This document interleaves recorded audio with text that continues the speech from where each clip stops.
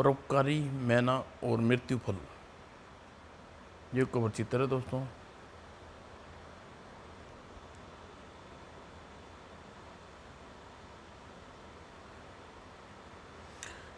बहुत समय पहले वीरान वीरगढ़ में धर्मसेन नाम का राजा राज करता था। उसके 3 लड़के थे। तीनों पढ़े लिखे, बुद्धिमान, सर्वगुण संपन्न थे। एक दिन राजा धर्मसेन ने सोचा, मेरे तीनों बेटे पढ़ लिख कर इतने जवान हो चुके हैं कि उनके लिए रास्ते आ रहे हैं, क्यों न इनका विवाह करने से पूर्व इनकी परीक्षा ले लूं। आखिर यह भी जानना चाहिए कि इनमें मेरे बाद कौन कौन सा मेरा बेटा मेरा उत्तराधिकारी रहेगा। राजा ने उसी समय तीनों बेटों को बुलाया भेजा और, मेरे बच्चों, मैं एक दोषी को सजा देने के मामले में तुम तीनों की राय जानना चाहता हूँ। क्या तुम मेरे प्रश्नों का उत्तर देने के लिए तैयार हो? अवश्य पिताजी, आप प्रश्न बताइए। तो सुनो, यदि मैं अपनी और अपने सम्मान की रक्षा करने की जिम्मेवारी किसी आदमी को सौंप दूं और वह भी सब घाती निकले, तो उसे क्या सज़ा दी जानी चाहिए? ऐसे आदमी की गर्दन धड़ से जुदा करनी देनी चाहिए पिताजी। बड़े बेटे ने तुरंत जवाब दिया। दूसरे ने कहा, मेरा भी यही विचार है पिताजी। ऐसे आदमी को मृत्युदंड मिलना चाहिए। उसके साथ ही किसी तरह का दया, रहम इत्यादि नहीं दिखानी चाहिए।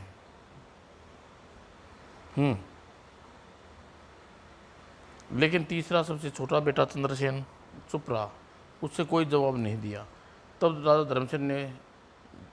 धर्मसेन की ओर देखते हुए बोला, क्या बात है बेटे, तुम में कोई जवाब नहीं दिया? तुम्हारी भी यही राय है या इससे मामले में हम जानना चाहते हैं? जवाब दो। पिताजी, यह सच है कि ऐसे व्यक्ति को सज़ा केवल मौत ही नहीं है, लेकिन सज़ा देने से पहले यह बात पूरी तरह स्पष्ट एवं प्रमाणित हो जानी चाहिए। क्या यह सचमुच दोषी है? ऐसा न हो कि भ्रम में किसी को मौत की घाट उतार दिया जाए। यानी तुम्हारे विचार में ऐसा न किया गया तो निर्दोष आदमी मारा जा सकता है? हाँ पिताजी, ऐसा हो सकता है। उदाहरण के लिए मैं आपको एक कहानी सुनाता हूँ। साथ में ध्यान से सुनिए और फिर स्वयं फैसला कीजिए। चांदपुर देश का राजा देवपाल के पास एक अनोखी मैना थी जिसका नाम केसरी था। वह महल में एक पालतू पक्षी की तरह रहती थी। केसरी बड़ी चतुर, बुद्धिमान और कई भाषाओं में बात कर सकती थी। राजा महत्वपूर्ण मामले की राय लिया करता था। केसरी पिंजरे में नहीं रहती थी। वह अपनी इच्छा अनुसार आज़ादी से घूमा करती थी। एक दिन सवेरे महल से उड़कर जंगल की ओर निकल गई। जंगल में संयोग से उसकी भेंट अपने पिता से हो गई। बेटी, आज कई माह बाद तुम्हें देखकर मैं बहुत ही प्रसन्न हूँ।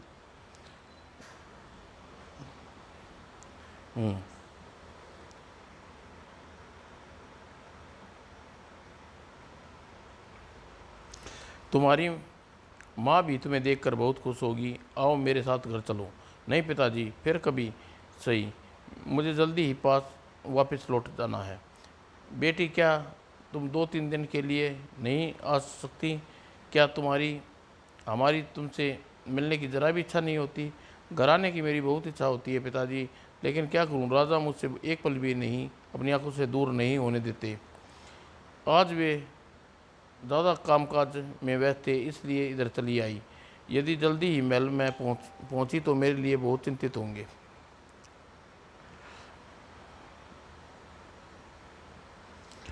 क्या तुम राजा को अपने घर आने की अनुमति प्राप्त करने के नहीं आ सकती? राजा शायद अनुमति दे, फिर कोशिश करूंगी। अच्छा पिताजी, बहुत देर हो गई, अब मैं चलती हूँ। कहकर अपने पिता से विदा ली और वह पुन महल में जा पहुंची। राजा उसी की बात जो रहे थे। तुम कहाँ चली गई थी मैना रानी? मैं सैर करने जंगल की ओर गई थी राजन। मेरी मुलाकात मेरे पिताजी से हुई। राजन, क्या आप कुछ दिनों के लिए पिताजी के घर रहने की इजाज़त देंगे? नहीं नहीं नहीं, कुछ दिनों की बात तो दूर है, कुछ घंटे के लिए भी तुम्हें अपनी नज़रों से दूर नहीं रख सकता। इतना प्यार अच्छा नहीं होता राजन। कृपा कुछ दिनों के लिए मुझे मेरे माता पिता के पास रहने दीजिए, इजाज़त दे दीजिए। माँ की आंखें भी मुझे देखने के लिए तरस गई हैं। राजा केसरी बहुत मा- मना राजा केसरी को बहुत मानता था। राजा केसरी को बहुत मानता था, अपने से अलग नहीं करना चाहता था, किंतु अंत में वह मान गया। उसने केसरी के घर जाने की अनुमति दे दी। ठीक है, दिल तो नहीं चाहता, किंतु तुम्हारी यह इच्छा है तो तुम घर जाकर अपने माँ बाप के साथ कुछ दिन बिता सकती हो, लेकिन जितनी जल्दी हो सके लौट आना। बहुत अच्छा राजन, 10 दिन के भीतर भीतर वापस लौट आऊँगी। अगले दिन केसरी प्रशंसा से उड़ गई और जंगल में अपने पिता के पास पहुंची।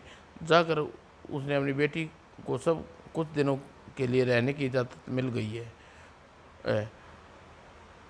उसके पिता बहुत प्रसन्न हुए और केसरी को लेकर अपने घर की ओर उड़ चले। उसके अनेक माह बाद अपनी प्यारी बेटी को देखकर उसकी माँ बहुत प्रसन्न हुई। अरे वाह मेरी बच्ची, अपनी आज तुम्हें देखकर बहुत प्रशंसा हो रही है। राजा के पास तुम कैसी हो? बहुत अच्छी तरह से मेरी प्यारी मेरी माँ। राजा मेरे बहुत ख्याल रखते हैं, मुझे किसी तरह किसी वस्तु की कमी नहीं। और फिर 10 दिन अपने माँ बाप के पास आनंदपुर बिताने के बाद मैना ने फिर उनसे विदा मांगी। मेरे ये दिन आपके साथ बहुत अच्छे आनंद से बीते।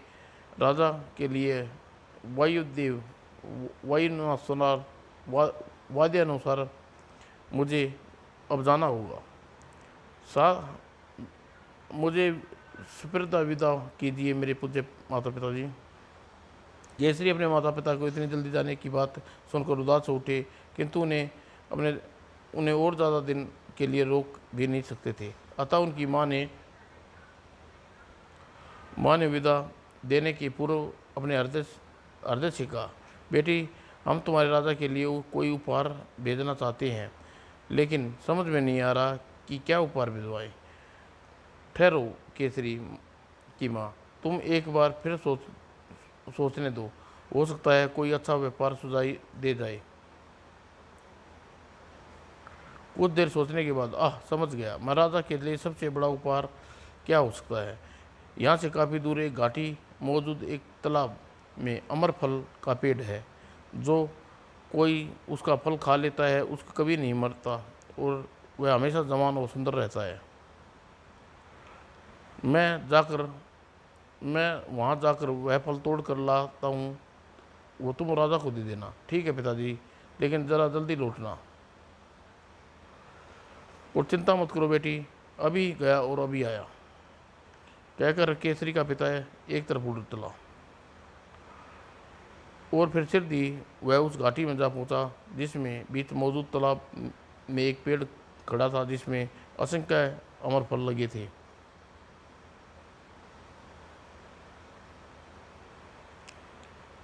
उसने एक अमर फल तोड़ा, उसे लाकर केसरी को दे दिया। अच्छा अच्छा मेरे पिताजी, अच्छे पिताजी, यह फल राजा को दे देना बेटी, इसकी गुण जानकर वह तुम्हें बहुत प्रसन्न होंगे। केसरी अमर फल लेकर मुंह में दबाकर जब महल में उड़ी तो शाम हो चुकी थी। मुझे लौटने में काफ़ी देर हो गई है, आज सूरज डूब जाएगा तो रात जब साफ सफ़र करना मेरे लिए मुश्किल हो जाएगा। और फिर थोड़ी सी देर सूरज डूब गया और चारों ओर अंधकार छा गया। महल वहाँ से कोसों दूर है और घनघोर अंधकार, उठने रहना संभव नहीं है। रात रात किसी सुरक्षित स्थान पर रुक जाना कर काटनी उचित होगी। भोर की पहली किरण के साथ महल की ओर रवाना हो जाऊंगी। मगर किसी पेड़ पर की डाल पर रात काटने से पहले मुझे कीमती फल को किसी सुरक्षित स्थान पर रखना है। पहले उस स्थान की तलाश कर लूँ। और किस्मत से उसे एक ऐसा पेड़ मिल गया जिसके तना खोखला था, छेद था। उस छेद में अमर फल रख दिया और पास की एक डाल पर बैठकर सुस्ताने लगी। थोड़ी देर बाद गहरी नींद में आ गई और उस छेद में यह फल बिल्कुल सुरक्षित रहेगा। लेकिन बेचारी केसरी को मालूम नहीं था वह शेर किसी खोखले छेद में उसे अमर फल रखा है उसकी सुरक्षा की दृष्टि से रख छोड़ा था। वह वास्तव में एक जहरीले सांप का घर था। आज दिन भर में कोई शिकार हाथ नहीं लगा। और सांप जब अपने कोठर में पहुंचा तो उसकी नज़र चमकते हुए फल पर पड़ी। यह शायद कोई खाने की वस्तु है। शुक्र है देवता का, वरना भूख से मारे भूखे ही सोना पड़ता। सांप ने फल को दांत गड़ाए लेकिन फल का स्वाद अच्छा नहीं लगा, अतः उसने वैसे ही छोड़ दिया और सो गया। उसके दांत गड़ाने से अमर फल जहरीला हो चुका था।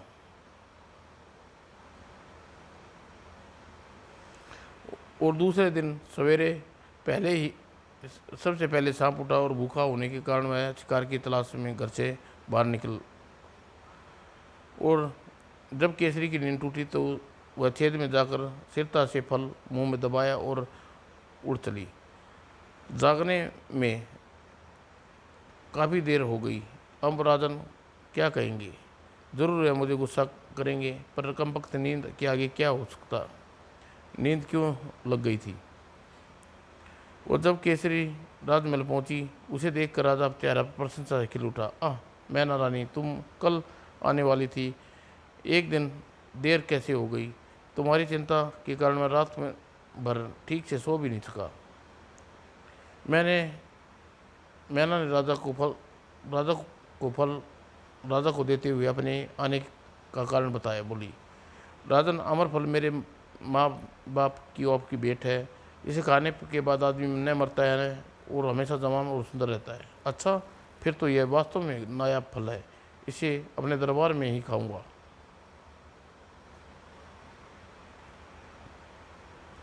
राजा अमर फल को पाकर इतना खुश हुआ कि किसी विशेष दरबार बुला लिया और समस्त दरबारी मंत्रिमंडल व राज परिवार समेत सभी महामंत्री सेनापति उपस्थित हुए। मैंने विशेष दरबार इस चमत्कारी फल को आप सबके सामने खाने के लिए बुलाया है। यह फल मेरी प्रिय पक्षी मैना रानी ने मुझे दिया है। फिर राजा ने फल की विशेषता जानने के बाद जैसे ही खाना चाहा, मंत्री की दूर दृष्टि और बुद्धि राजा को टोका। जरा ठहरिए महाराज। क्या बात है महामंत्री जी, आप हमें टोका क्यों? क्या आप इस गुस्ताखी की सज़ा जानते हैं? महाराज, जानता हूँ महाराज, लेकिन बुद्धिमानी की बात होगी। आप फल खाने से पहले ज़रा जांच कर देखें। ज़रूरी नहीं यह फल ही है, विष का फल भी हो सकता है। सुझाव अच्छा है महामंत्री, आप इसकी जांच करा दीजिए। ठीक है महामंत्री, तुरंत ही किसी पक्षी को यहाँ मंगवाइए। महामंत्री ने एक सैनिक को पक्षी पकड़ कर लाने को आदेश दिया और सैनिक सिरदीत एक तोते को लेकर दरबार में हाजिर हुआ। राजा ने छोटा सा टुकड़ा काटकर तोते के आगे फेंका और तोते ने जैसे ही फल का टुकड़ा खाया, खाते ही मर गया। यह देखते ही पूरा दरबार सनसनी फैल गई। ओह, ऐसा नहीं हो सकता। तोता कैसे मर गया? अरे, तोता तो मर गया। तोता मर गया। महामंत्री जी ठीक कहते थे। देखो, देखिए, देख लीजिए महाराज, आप बाल बाल बचे हैं। फल जहरीला निकला। यह अमर फल नहीं, मृत्यु मृत्यु फल है। और इसे अब यह नहीं साफ जाहिर होता है। मैना केसरी, आप आज़ादी के लिए आपकी मृत्यु चाहती है, संयोग से विफल हो गई। नहीं नहीं, यह झूठ है महाराज, मैं सपने में भी ऐसा नहीं सोच सकती। और समस्त दरबारी गण चीख उठे। इस दुष्ट मैना की बात पर ना आइए महाराज, यह तुरंत मौत के घाट उतार दिए। हाँ हाँ, इसकी सज़ा मौत है।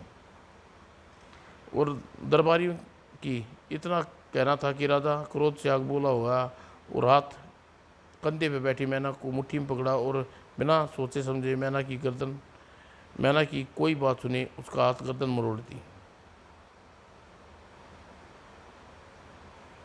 ले जाओ इस मैना के सबको और जहरीले फल को, इस नगर से बाहर गड्ढे में दबा दो दोनों को। जो आज्ञा महाराज। और राजा की आज्ञा का पालन हुआ। मैना का शव के साथ साथ जहरीले फल को भी फल के नगर के बाहर एक स्थान पर दबा दिया गया। मगर कुछ समय बाद फल में बीज अंकुरित हुआ और बढ़ते बढ़ते वह पेड़ बन गया। उसमें से बड़ा सुंदर चमकीले व सुनहरे फल लगने लगे। आश्चर्य है यह पेड़, आश्चर्य है यह पेड़ और इसके फल। हाँ, हालांकि पता नहीं ये फल स्वादिष्ट हैं अथवा जहरीले। कैसे किसी को यहाँ किसी समय यहाँ एक जहरीले फल दबाया गया था और वह विचित्र पेड़ चर्चा देवपाल के राजा के कानों में पड़ी। स्वयं पेड़ देखने आए। इस पेड़ इसके फल तो ठीक वैसा ही है जैसा फल मैना ने मुझे लाकर दिया। जरूर यह फल जहरीले होंगे। कुछ सोचकर राजा ने महामंत्री को आदेश दिया। महामंत्री, मुझे विश्वास है यह फल जहरीले है, मौत के फल है। मैना केसरी ने मुझे ऐसा ही फल खिलाकर मारना चाहा था। अतः इस पेड़ को चारों ओर एक बाड़ बनवा दीजिए और इसकी रखवाली के लिए सैनिक तैनात कर दीजिए ताकि कोई भी जहरीली फल न खा सके। जो आज्ञा महाराज। और मृत्यु फल की खबर सारे शहर में फैल गई और लोग बाग उस पेड़ को फटकने से कतराने लगे। उन्हीं दिनों उस नगर में एक बुढ़िया रहते थे जो बहुत गरीब थे। उनके पास मददगार रोजगार नहीं था, न ही किसी दूसरे की मेहरबानी पर गुजरते थे। बुढ़ापे के कारण इतने कमज़ोर ऐसाई हो गए थे कि भीख मांगने में भी नहीं जा सकते थे। अक्सर फाके करते रहते थे। ऐसा महसूस होने लगा था कि अब जीना बेकार है। अतः एक दिन दोनों ने आपस में विचार किया, मरने के लिए सबसे अच्छा कोई उपाय जहरीले पेड़ के फल खा लिए जाए। तो जीने की तुम्हारी कोई तमन्ना नहीं रही? ठीक है कहती हो स्वामी, अब जीने की बजाय मरने की इच्छा बलवत्त हो उठी है। आखिर इस जीवन में दराई क्या है? लेकिन स्वामी, सुना है पेड़ के इर्द गिर्द निगरानी रहती है, फिर फल कैसे लिया जाए? तुम चिंता मत करो, किसी न किसी तरह 2 फल लेकर आऊँगा। वह भला मौत आने से किसी ने रोका है? और पिताजी, उस रात बूढ़ा चुपके से पेड़ के पास गया, पहरेदार की नज़र बचाकर बाड़े में प्रविष्ट हुआ, ने सफल हो गया और फिर चुपचाप पेड़ से 2 फल तोड़े और उन्हें लाकर सीधा घर पहुंचा। लो भगवान, मैं 2 फल ले आया हूँ, एक तुम खा लो, एक मैं खा लेता हूँ। पर विश्वास है कम से कम मौत गले लगाते ही हम कोई तकलीफ तो नहीं होगी। अरे अगर तकलीफ होगी तो स्वामी, तो क्या स्वर्गीय एक बार हुई होगी, फिर ऐसी तकलीफ तो नहीं होगी जिसे हम जीने के लिए उठानी पड़ रही है। और फिर उसके बाद फल खाकर मरने की आस में ज़मीन पर लेट गए।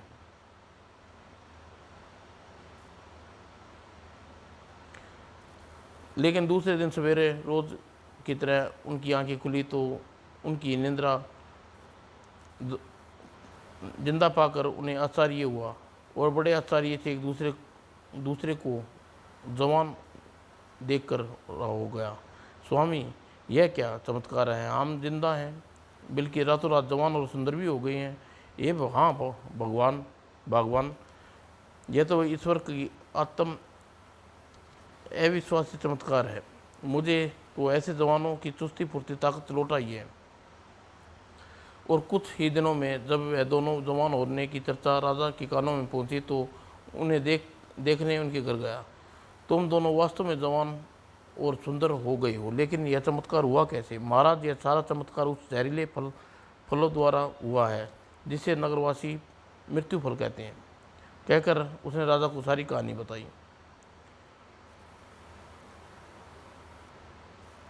उसकी बात सुनकर राजा का माथा ठनका। ओ, इसका मतलब यह हुआ कि मैना रानी वास्तव में अमर फल लेकर आई थी, लेकिन किसी कारणवश वह जहरीला हो गया था।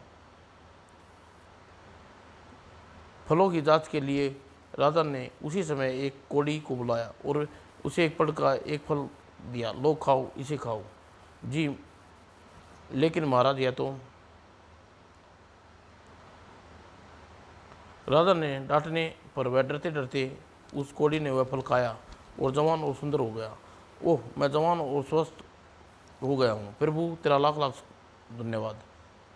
अब कोई संदेह नहीं रहेगा, मैना रानी द्वारा लाया फल वास्तव में ही अमर फल था।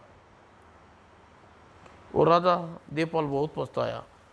ओह, यह मैंने क्या किया, जल्दबाजी में सच्चाई का पता लगाए बिना ही बेकसूर मैना को मार डाला। अब पछताए क्या होता है सकता है। वह अपनी बुद्धिमान और प्रिय मैना को तो खो चुका था। और राजा चंद्रसेन की कहानी खत्म करने का अंत में कहा, इसलिए पिताजी, मेरा कहना है कि किसी सज़ा देने से पहले इस बात का पूरा पता लगा लेना चाहिए कि दोषी व्यक्ति उपयुक्त अपराधी है या नहीं। और राजा के तीसरे बेटे यानी छोटे बेटे की बात सुनकर प्रशंसा हुआ। न केवल उन्होंने उसे सीने से लगा लिया, बल्कि उसे अपने देश का उत्तराधिकारी भी घोषित कर दिया। राजकुमार की जय, राजकुमार अमर रहे। तो प्यारे बच्चों, दोस्तों, झूठ सच की जांच किए बिना किसी भी बात पर विश्वास कर नहीं बैठना चाहिए, वरना व्यक्ति पछताना पड़ता है।